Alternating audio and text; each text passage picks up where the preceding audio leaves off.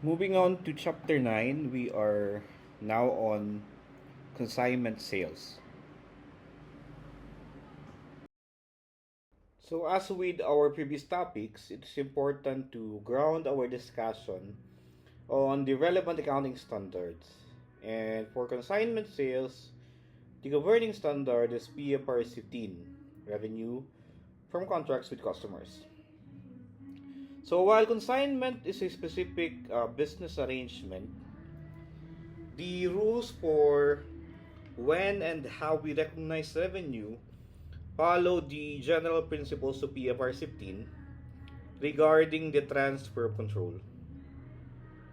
So our objectives for this chapter are straightforward but critical for understanding the principal-agent relationships, and you should be able to define what a consignment arrangement is. So you need to identify who the players are and how the relationship works, and apply the PFR 15 principles specifically on how to recognize revenue in this unique setup. So let's start with the definition. So what exactly is a consignment arrangement?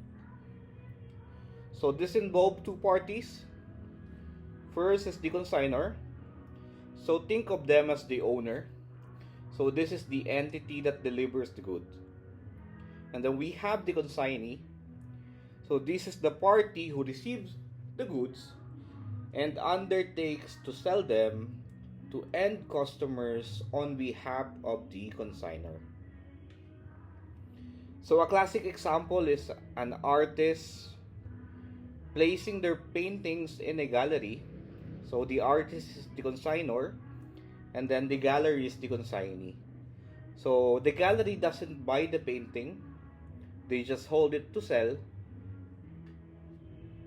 the paintings for the artist. Now, here's the most important accounting concept for this chapter: timing. Okay? So, even though the consignor ships the good to the consignee, no revenue is recognized yet. The consignor only recognizes revenue when the consignee actually sells the good to the end customer. Why? Because under PFRS 15, control has not transferred to the end customer yet. So the consignee is just holding the goods. Okay? And because revenue has not been recognized, the goods remain to the consignor's books. Okay? And the consigned goods are included in the consignor's inventory until they are sold to the third party. So even though the goods are physically sitting in the consignor's warehouse, for example, legally and financially, ang inventory are still owned by the consignor. They still belong to the consignor. Okay? And then let's talk about cost. So moving goods from the consignor to the consignee costs money. Okay? You will incur freight, insurance, and any handling fees. So how do we treat this cost?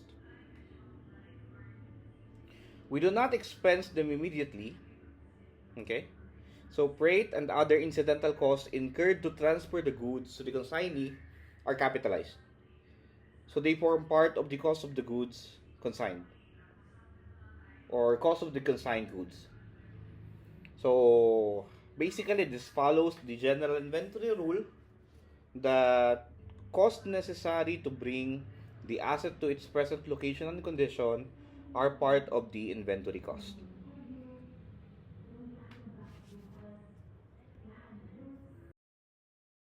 So the goods have been sitting with the consignee and finally a customer now buys them. Now we have a sale. Okay? So when the consigned goods are sold to the end customers, how do we record it? So first, let's look at the consignor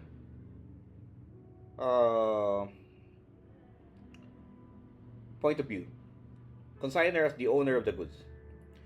So the consignor recognizes revenue at the gross amount of the consideration. So this means if the item is sold for 10,000 pesos, the consignor records sales of 10,000. They record the full sales price agreed upon with the consignee. They do not record the net amount after commission. Again, they record the gross sales. On the other side, we have the consignee being the seller, being the agent.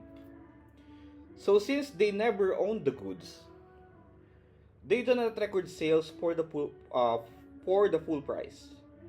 The consignee recognizes revenue only at the commission or fee to which they are entitled.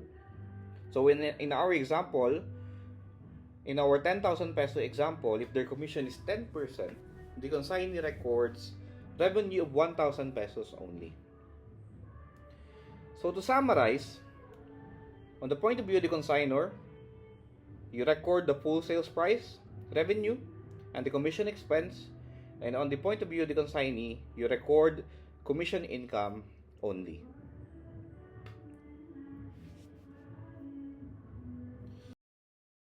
So that brings us to the end of the overview of chapter 9. So for key takeaway to remember, or for key takeaways to remember, number 1, inventory stays with the consignor. Second, freight to consignee is capitalized. And then third, revenue is only recognized when the end customer buys the product.